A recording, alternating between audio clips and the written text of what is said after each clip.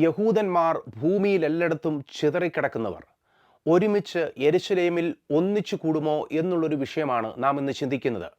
ഇന്ന് ലോകത്തിൽ മൊത്തത്തിൽ നമ്മളൊരു കണക്കെടുക്കുകയാണെങ്കിൽ യഹൂദന്മാരുടെ എണ്ണമെന്ന് പറയുന്നത് 15.8 മില്യൺ ആൾക്കാരാണ്. അതായത് ഏകദേശം 1.5 കോടി യഹൂദന്മാർ. അതിനകത്ത് ഇസ്രയേലിൽ ഉള്ള യഹൂദന്മാരുടെ കണക്കെന്ന് പറയുന്നത് ഏകദേശം 70.5 ലക്ഷമാണ്.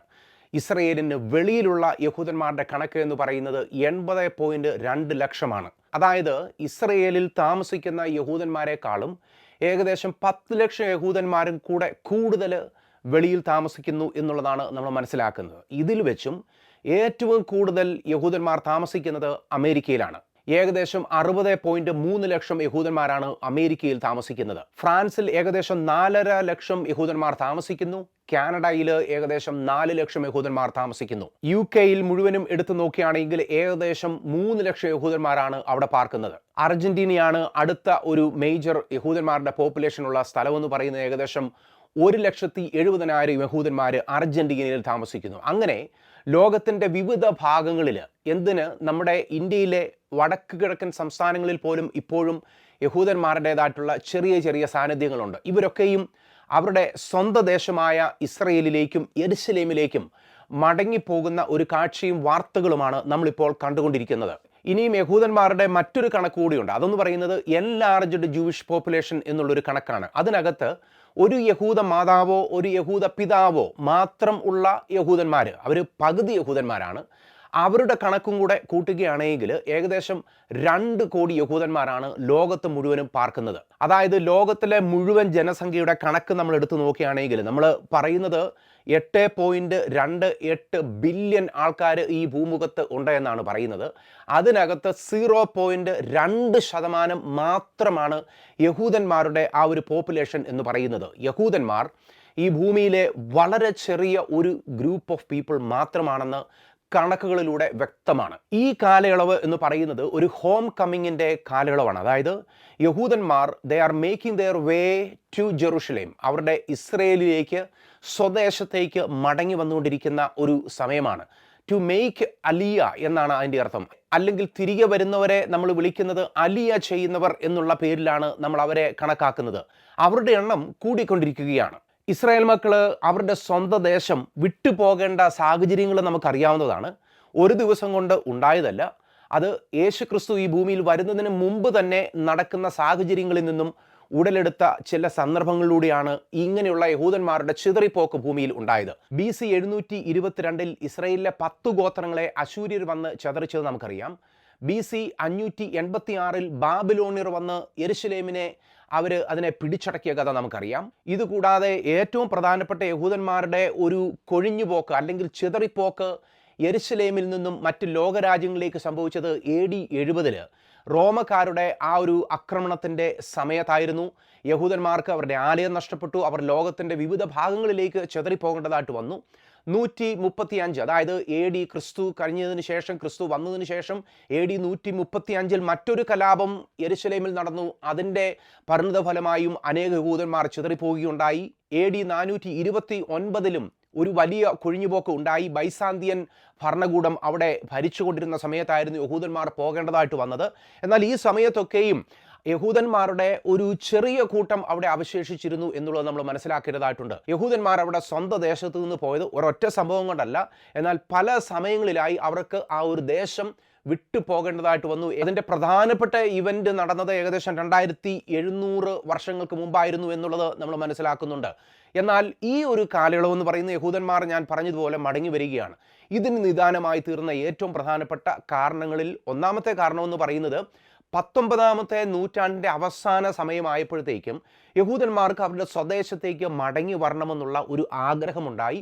സയണിസ്റ്റ് പ്രസ്ഥാനത്തിൻ്റെ ഒരു കൺസെപ്റ്റ്, ഒരു ചിന്ത, അല്ലെങ്കിൽ യഹൂദന്മാർക്കും സ്വന്തം ദേശത്തേക്ക് മടങ്ങി വരണം എന്നുള്ളൊരു ചിന്ത സയണിസ്റ്റ് പ്രസ്ഥാനങ്ങളിലൂടെ അല്ലെങ്കിൽ ആ ചിന്തകളിലൂടെ മടങ്ങി വരവിലേക്കുള്ള ഒരു ആഹ്വാനം 19ാം നൂറ്റാണ്ടിൻ്റെ അവസാനം മുതൽ യഹൂദന്മാർ ചിതറിപ്പാർക്കുന്ന യഹൂദന്മാർക്ക് ലഭിക്കുകയുണ്ടായി. ഏകദേശം 2000 വർഷങ്ങളായി ഉള്ള ഒരു കാത്തിരിപ്പായിരുന്നു 19ാം നൂറ്റാണ്ടിൻ്റെ അവസാനം മുതൽ അതിനൊരു വിരാമം കുറിച്ചത്. അതെ, ഞങ്ങൾക്കൊരു സ്വന്തം സ്ഥലമുണ്ട്, അവിടേക്ക് മടങ്ങിപ്പോകണമെന്നുള്ളൊരാഗ്രഹം യഹൂദന്മാർക്കുണ്ടായത്, ഒരു ഹോം കമ്മിങ്, അവർക്കൊരു ഹോം ലാൻഡ് എന്നുള്ള ആ ഒരു കൺസെപ്റ്റ്, അവരുടെ സ്വന്തം ദേശത്തേക്ക് മടങ്ങി വരണമെന്നുള്ളൊരു ആഗ്രഹം അവരുടെ ഉള്ളിൽ കയറുകയാണ്.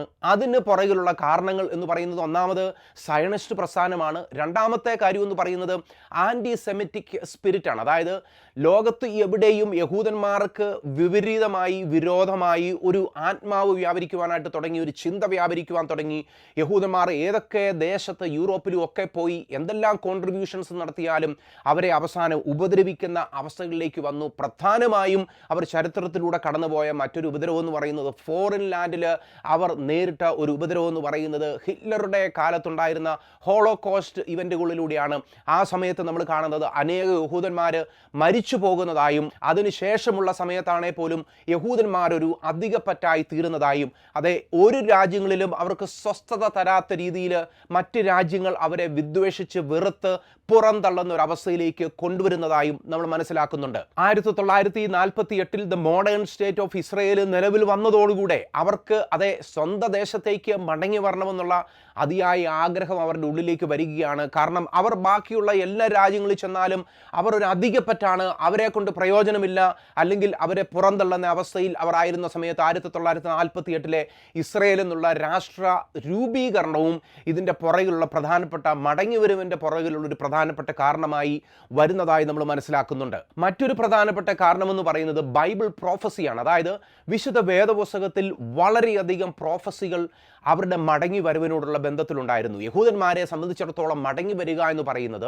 ആ ഒരു ആത്മാവിൽ അവർ ഒന്നിച്ച് വന്നതിൻ്റെ പുറകിലുള്ള കാരണമെന്ന് പറയുന്നത് അവരുടെ പുസ്തകങ്ങളിൽ പ്രവാചകന്മാർ പറഞ്ഞിട്ടുള്ള വാക്കുകളുടെ ഒരു അനുസരണം എന്നുള്ള നിലയിലായിരുന്നു. അവർ വായിക്കും തോറും മനസ്സിലാകുന്ന ഒരു കാര്യം, അവർ ബാക്കി ചെതറിപ്പോയ രാജ്യങ്ങളിൽ നിന്നും അവരുടെ സ്വദേശത്തേക്ക് മടങ്ങി വരേണ്ടതിൻ്റെ ആവശ്യകതയുണ്ടെന്ന് ബൈബിൾ പ്രവചനങ്ങളിലൂടെ, പ്രവാചകന്മാരുടെ വാക്കുകളിലൂടെ അവർ വായിച്ച് മനസ്സിലാക്കുകയും ആ ദേശസ്നേഹം അവരുടെ ഉള്ളിൽ അത് വികസിച്ച് വരികയും ചെയ്തു. അതുകൊണ്ട് തന്നെ യഹൂദന്മാർ മടങ്ങി വരുന്ന സമയത്ത് അവർക്കൊരു ലോ ഓഫ് റിട്ടേൺ എന്ന് പറയുന്ന ഒരു നിയമം തന്നെയുണ്ട്. അതായത് മടങ്ങി വരുന്നവർക്ക് ഉടനടി സിറ്റിസൺഷിപ്പ് അല്ലെങ്കിൽ പൗരത്വം നൽകുന്ന ഒരു നിയമം ഈ ഒരു കാലയളവിൽ ഇസ്രയേലിൽ നിലവിൽ വന്നു എന്നുള്ളത് വളരെ പ്രത്യേകതയായി നമ്മൾ മനസ്സിലാക്കേണ്ട ഒരു കാര്യമാണ്. ഇപ്പോൾ ഏറ്റവും കൂടുതൽ യഹൂദന്മാരുടെ ഇസ്രയേലിലേക്കുള്ള ഒഴുക്ക് നടക്കുന്നു എന്ന് പറയുന്നത് യൂറോപ്പിൽ നിന്നാണ്. ഫ്രാൻസിൽ നിന്നും അർജന്റീനയിൽ നിന്നും വലിയൊരു വിഭാഗം തന്നെയാണ് യെരുശലേമിലേക്കും ഇസ്രയേലിലേക്കും വന്നുകൊണ്ടിരിക്കുന്നത്. ഈ കഴിഞ്ഞ കാലയളവിൽ തന്നെ നമ്മുടെ നോർത്ത് ഈസ്റ്റേൺ സംസ്ഥാനങ്ങളിൽ നിന്ന് ഒരു ഗ്രൂപ്പ് ഓഫ് യഹൂദന്മാർ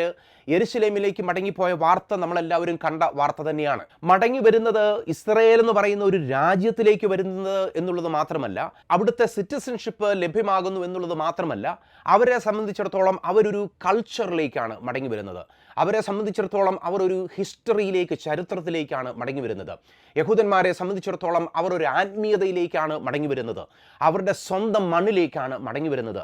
ഇത്രയധികം ദേശസ്നേഹമുള്ള ഒരു എക്സോഡസ്, ഒരു മടങ്ങിവരവ് എന്ന് പറയുന്നത് മറ്റൊരു രാജ്യങ്ങൾക്കും അവകാശപ്പെടുവാനില്ല, ഒരു ജനതയ്ക്കും അവകാശപ്പെടുവാനില്ല എന്നുള്ളത് നമ്മൾ മനസ്സിലാക്കേണ്ടതായിട്ടുണ്ട്. അത്രയ്ക്കും യഹൂദന്മാരുടെ ഹൃദയത്തിൽ ആഴ്ന്നിറങ്ങിയിരിക്കുകയാണ് അവരുടെ ആത്മീയത എന്ന് പറയുന്നത്. ഒരു സെൻസ് ഓഫ് നേഷൻ, ഒരു സെൻസ് ഓഫ് കമ്മ്യൂണിറ്റി, ഒരു ചരിത്രത്തിൻ്റെ ഭാഗമായി തീരുക എന്നുള്ള ആ കോളിംഗ് ആണ് അവരെ സംബന്ധിച്ചിടത്തോളം ഈ മടങ്ങിവരവിലൂടെ അവർ സാക്ഷാത്കരിക്കപ്പെടുന്നത്. അവരെ സംബന്ധിച്ചിടത്തോളം ഒരു സ്പിരിച്വൽ ഐഡൻറ്റിറ്റി അവർക്ക് ലഭ്യമാകുകയാണ്.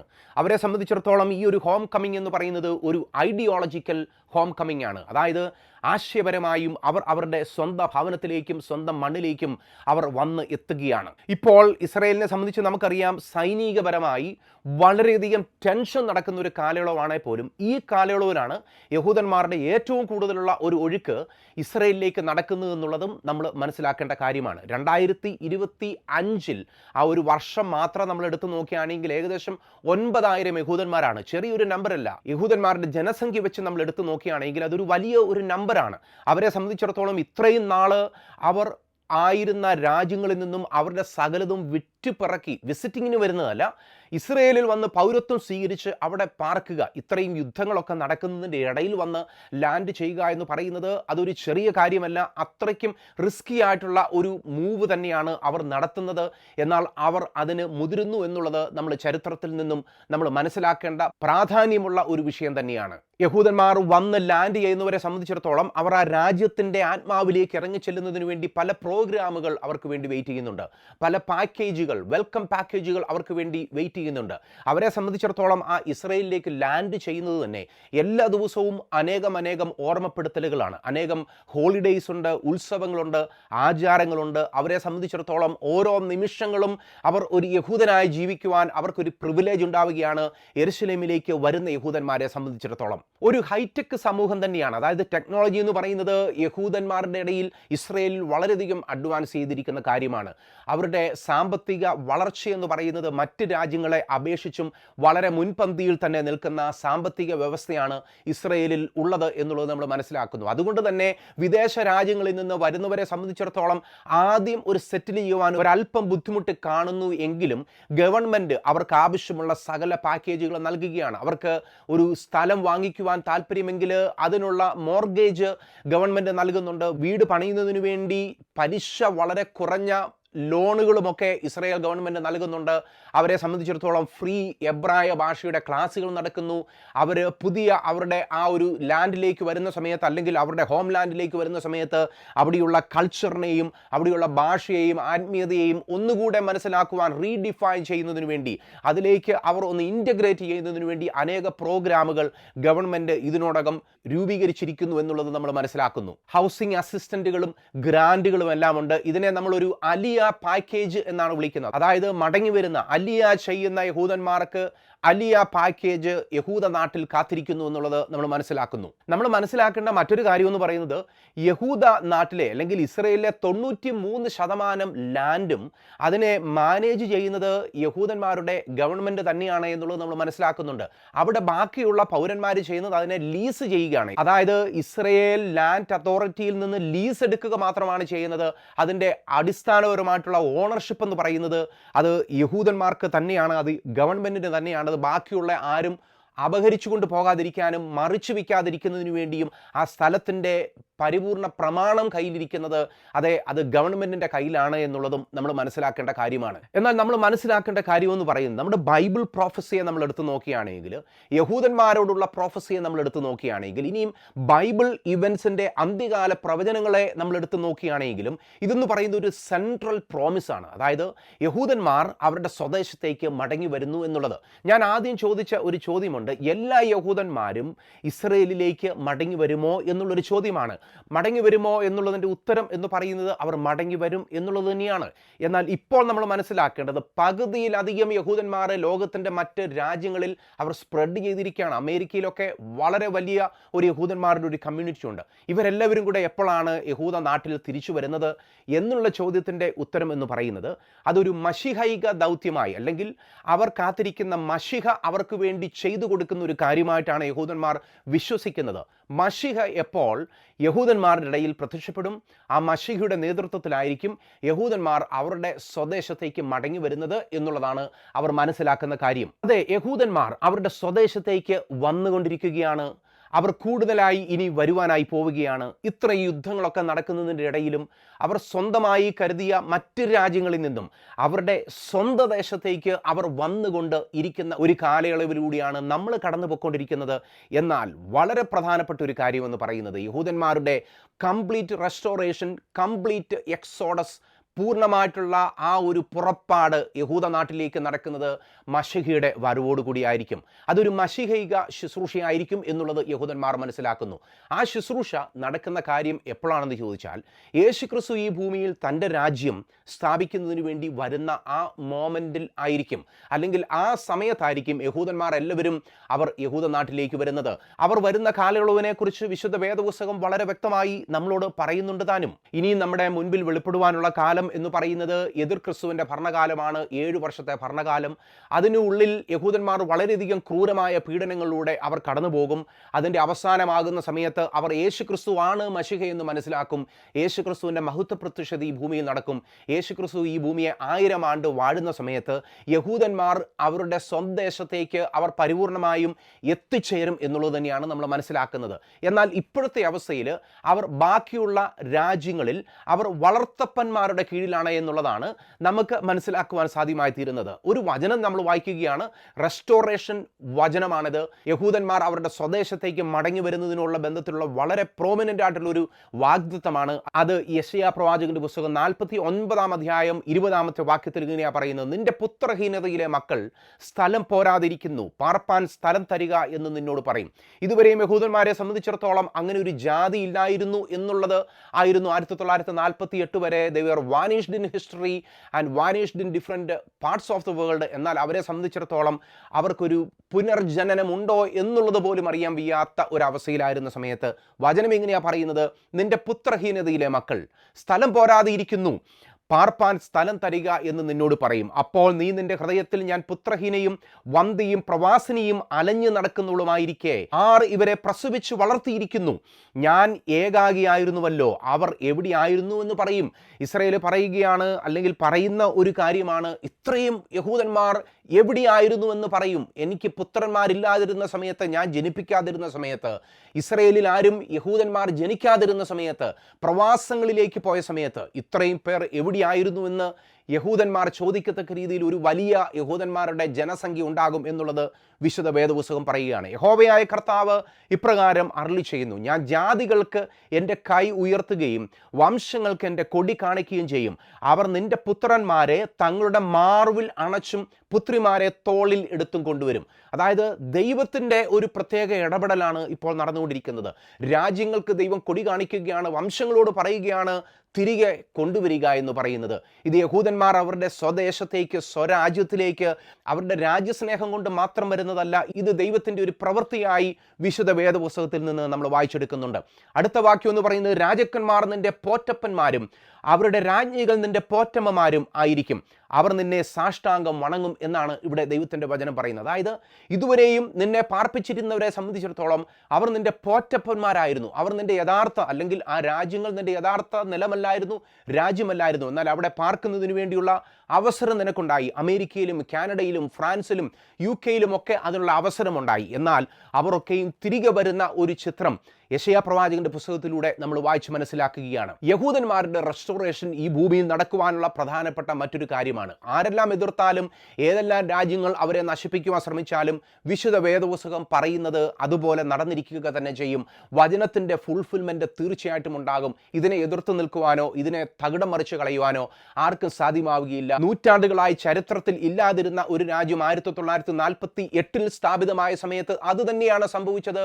വംശങ്ങളോടും രാജ്യങ്ങളോടും ദൈവം കൊടികാട്ടി യഹൂദന്മാരെ അവരുടെ സ്വദേശത്തേക്ക് കൊണ്ടുവന്നിരിക്കുകയാണ്. ഇതൊരു വലിയ ദൈവത്തിൻ്റെ പദ്ധതിയാണ്. എന്നാൽ ദൈവത്തിൻ്റെ പദ്ധതി ഒരിക്കലും യഹൂദന്മാരിൽ മാത്രം ഒതുങ്ങുന്നതല്ല. അതിനകത്ത് എനിക്കും നിങ്ങൾക്കും എല്ലാം ഒരു ഭാഗം ഉണ്ട്. ആ ഭാഗം നമുക്ക് ലഭ്യമാകുന്നത്, ഈ ഒരു പ്രോമിസിലേക്ക് നമുക്ക് ഒരു പ്രവേശനം ലഭ്യമാകുന്നത് ദൈവത്തിൻ്റെ സ്വന്തം പുത്രനായ യേശു ക്രിസ്തുവിലൂടെയാണ്. നമ്മളെല്ലാവരും ദൈവസന്നിധിയിൽ തെറ്റിപ്പോയവരായിരുന്നു. എന്നാൽ നമ്മളെ ആ പ്രോമിസിലേക്ക് കൊണ്ടുവരുന്നതിന് വേണ്ടി, ദൈവത്തിൻ്റെ വാഗ്ദത്വത്തിലേക്ക് കൊണ്ടുവരുന്നതിന് വേണ്ടി, ഒരു ആത്മീയ ഇസ്രായേൽ ആക്കുന്നതിന് വേണ്ടി ദൈവം നേരത്തെ പദ്ധതി ചെയ്തിരിക്കുകയാണ്. ആത്മീയ ഇസ്രായേൽ എന്ന് പറയുന്നത് ഭൗതിക ഇസ്രായേലിനെ പോലെ തന്നെ അതിനേക്കാളും ദൈവസന്നിധിയിൽ നീതീകരണവും വിശുദ്ധീകരണവും പ്രാപിച്ചവരാണ്. അവരെ സംബന്ധിച്ചിടത്തോളം, ആത്മീയ ഇസ്രായേലിനെ സംബന്ധിച്ചിടത്തോളം എല്ലാ പ്രിവിലേജസും ദൈവം അവർക്ക് നൽകുന്നു എന്നുള്ളത് നമ്മൾ മനസ്സിലാക്കുന്ന കാര്യമാണ്. ഏറ്റവും പ്രധാനപ്പെട്ട കാര്യം എന്ന് പറയുന്നത്, ഒരു യഹൂദ മതത്തിൽ ഒരു യഹൂദ അപ്പനോ അമ്മയ്ക്കും നമ്മൾ പിറന്നോ എന്നുള്ളതല്ല. ദൈവത്തിൻ്റെ ഭവനത്തിൽ യേശു ക്രിസ്തുവിൻ്റെ മക്കളായി നമ്മൾ തീർന്നോ. ഇതുവരെ നിങ്ങൾക്ക് അങ്ങനെയുള്ള ഒരു അവസരം ലഭ്യമായിട്ടില്ലെന്നുണ്ടെങ്കിൽ യേശു ക്രിസ്തുവിനെ നിങ്ങളുടെ ഹൃദയത്തിലേക്ക് സ്വീകരിക്കുക. യേശു ക്രിസ്തുവിനെ നിങ്ങളുടെ രക്ഷകനും കർത്താവുമായി സ്വീകരിക്കുക. പാപവഴികളിൽ നിന്ന് പിന്മാറി പരിപൂർണമായും ദൈവത്തിൻ്റെ വഴികളിൽ, ദൈവത്തിൻ്റെ ആത്മീയമായിട്ടുള്ള പാതയിലേക്ക്, ഞാൻ തന്നെ വഴിയും സത്യവും ജീവനുമാകുന്നു, ഞാൻ പുനരുത്ഥാനവും ജീവനുമാകുന്നു എന്ന് പറഞ്ഞ യേശു ക്രിസ്തുവിൻ്റെ ഒരു ഫോളോവറായി, യേശു ക്രിസ്തുവിനെ പിൻഗമിക്കുവാൻ, യേശു ക്രിസ്തുവിനെ ഹൃദയത്തിൽ സ്വീകരിക്കുവാൻ, യേശു ക്രിസ്തുവിൻ്റെ രാജ്യത്തിനു വേണ്ടി കാത്തിരിക്കുവാൻ നമുക്ക് കൃപയും ഭാഗ്യവും ഇപ്പോൾ ലഭ്യമായിരിക്കുകയാണ്. എന്നാൽ നിങ്ങളുടെ ഭാഗത്തു നിന്ന് വരേണ്ട, നമ്മുടെ ഭാഗത്തു നിന്ന് വരേണ്ട ഏക റെസ്പോൺസ് എന്ന് പറയുന്നത് നമ്മുടെ ഹൃദയം തുറന്നു കൊടുത്ത് കർത്താവായ യേശു ക്രിസ്തുവിനെ നമ്മുടെ ഹൃദയത്തിലേക്ക് സ്വീകരിക്കുക എന്നുള്ളതാണ്. അതിനുവേണ്ടി ദൈവം നിങ്ങളെ ഒരുക്കട്ടെ. ദൈവത്തിൻ്റെ രാജ്യം ഈ ഭൂമിയിൽ വരുന്ന സമയത്ത്, യേശു ക്രിസ്തു മശീഹയായി രാജാവായി വാഴുന്ന സമയത്ത്, നിങ്ങളും ഞാനും നമ്മളെല്ലാവരും ഒരുമിച്ച് അതിനകത്ത് വാഴുവാൻ, യഹൂദന്മാർ മാത്രമല്ല, അതിനകത്ത് എല്ലാ മനുഷ്യരും, ഈ ഭൂമിയിൽ പിറന്നു വീണ സകല മനുഷ്യരും, ആൺ പെൺ വ്യത്യാസമില്ലാതെ, യഹൂദ അറബ് വ്യത്യാസമില്ലാതെ, യഹൂദ മുസ്ലിം ഹിന്ദു ക്രിസ്ത്യൻ വ്യത്യാസമില്ലാതെ, ഈ ഭൂമിയിലുള്ള സകല ജാതി മത വംശത്തിലുള്ളവരും ഒരുമിച്ച് ചേർന്ന് ആ ഒരു വലിയ രക്ഷയുടെ സന്തോഷത്തിൽ പങ്കുചേരുന്ന സുദിനത്തിൽ കർത്താവും ഒരുമിച്ച് നമുക്ക് കർത്താവിനെ ആരാധിച്ച് കർത്താവായ യേശു ക്രിസ്തുവിനോടുകൂടെ വാഴുവാൻ ദൈവം നമുക്ക് കൃപയും അവസരങ്ങളും നൽകുമാറാകട്ടെ എന്ന് ഞാൻ പ്രാർത്ഥിക്കുന്നു.